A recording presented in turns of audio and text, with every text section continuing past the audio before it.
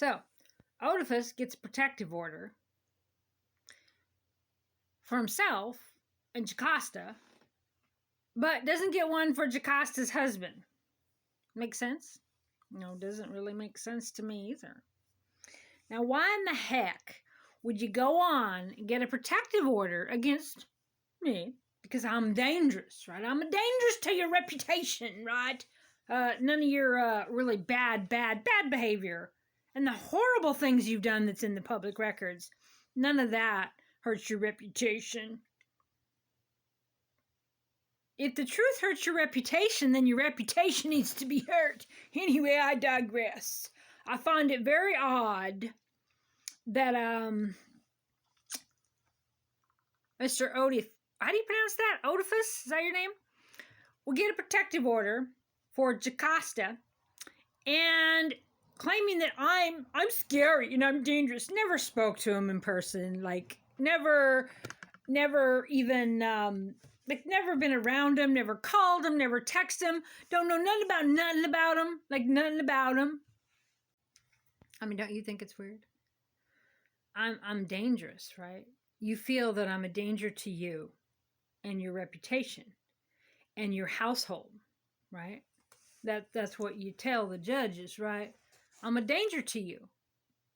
And I'm a danger to the old lady you're banging. You know, Jocasta. Oedipus is really upset. He wants to protect the old lady he's banging. Did I already say that? But the old lady's married, lives somewhere else. The property tax records say she lives somewhere else. She's legally married, and yet he doesn't get a protective order for her husband, only for her. That's how Port Townsend is. They're all banging each other. They have big poly clubs, okay? And they go in to get a protective order, and they just say, hey, she's a member of my household. Well, what about her husband? And what about other people in the family? Nope, she's in my household. Well, does she live with you? Well, no. Well, sometimes she has her own house, yeah, and she has her own property, and she has a place with her husband and a place with herself, and yeah, but she's members of my household, and my name is Oedipus, and her name is Jocasta, and I don't really care about her husband, so why would I get a protective order for him? Right? I tried to tell Judge Mack, but he didn't listen. I'm like, what the heck? Why don't, if they're sincerely scared of me in their little poly household, why didn't they include the other polypols?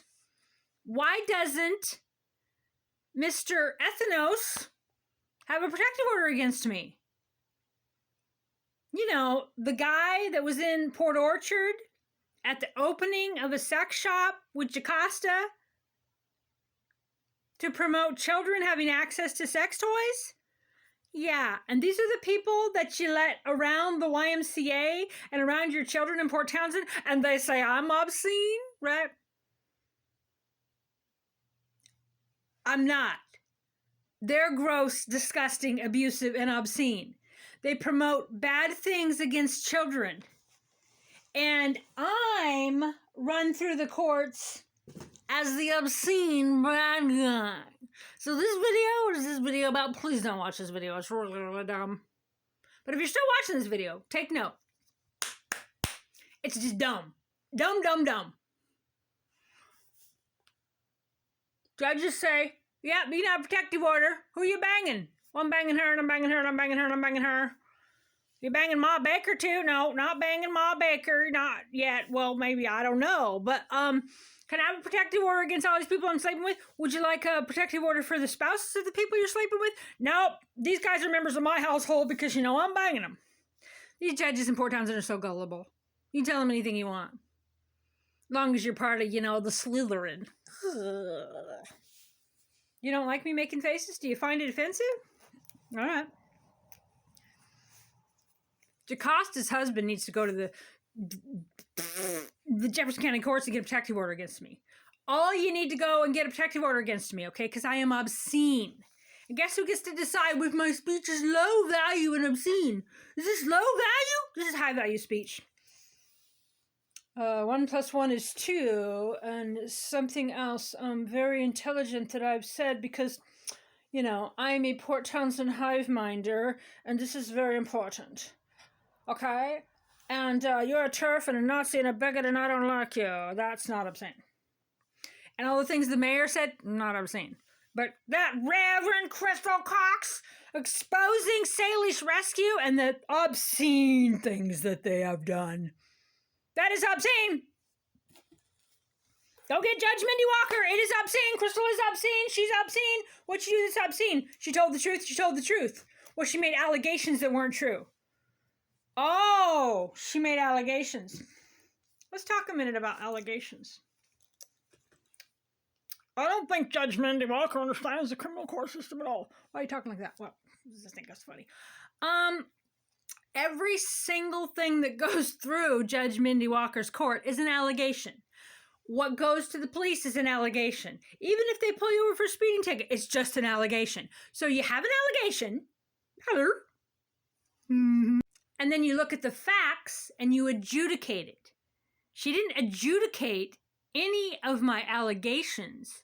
She just called them threats. They are threats. They're true threats. No, never made a threat to them at all. They're low-value speech. Well, how is it low-value speech? Well, it has no value. And you're throwing out unsubstantiated facts. Well, not really. The facts I gave were absolutely substantiated because I had a reason and I had a belief and I had witnesses and I had documents. They were, however, unadjudicated. But I didn't get a chance to adjudicate them because I was given the smackdown. Okay? Now, these guys are just attorneys that Democrats like and vote them in to be a judge. Okay? It's nothing. When you appeal to a higher court, pretty much every one of those rulings will be overruled because they don't factor in the law.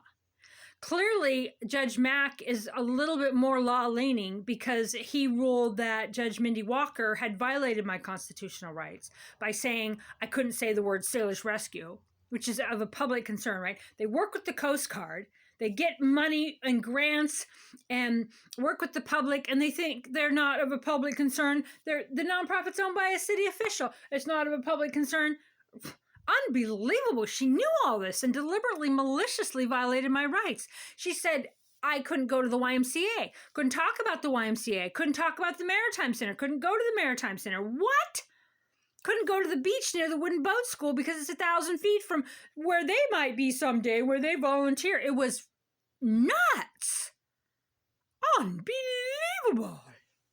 But then, of course, Mac turned around and said, but, you know, we're going to keep the protective order against Oedipus and against Jocasta because, you know, you harassed them. And you know what else you did? You endorsed putting Salish Rescue in body bags. What? What? How did I do that? Well, because you posted the interview from the individual. What individual? The individual that I brought into your court and said is dangerous and tried to get a protective order? That individual? The individual I reported to the police? That's my endorsement? Oh, and the individual that was renting a room in Libby's house? That individual? The individual that said in the interview that Libby had chemistry with the people of Salish Rescue and that said Salish Rescue deliberately sank Touchstone, Braith Miller's boat? You mean that individual? I'm the problem because I told the 100% truth?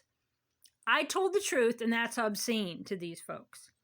This is your judicial system in Port Townsend, okay? Did you know that the individual that I apparently endorsed for putting Salish Rescue in body bags lived with Libby Winstrom for a time? Rented a room in her house? He knows this stuff. Why did Judge Lorraine Remsen order that I remove the interview? He asked me to do the interview. I did the interview. Then he gets a protective order against me? These guys are knuck and futz, okay? And they're unconstitutional and they're dangerous.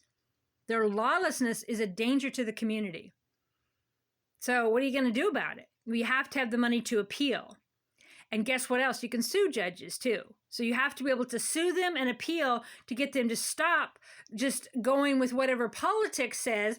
Well, I need to be voted in, so I got to do what politics tells me to do, and I'm going to violate your rights for it. They have no consequences. The prosecutors are above the law. They have judicial immunity. So they can just, all of them violate your rights over and over until you can sue them and sue them and sue them and sue them and hopefully indict them and imprison them. Is that a threat? No, you guys are breaking the law. You're breaking the law, okay? Anyway, what this video is about is that I don't understand why you would go to court and get a protective order for you and the old lady you're banging and not get one, not put her husband's name on it. I'm thinking. Judge Max says that's good.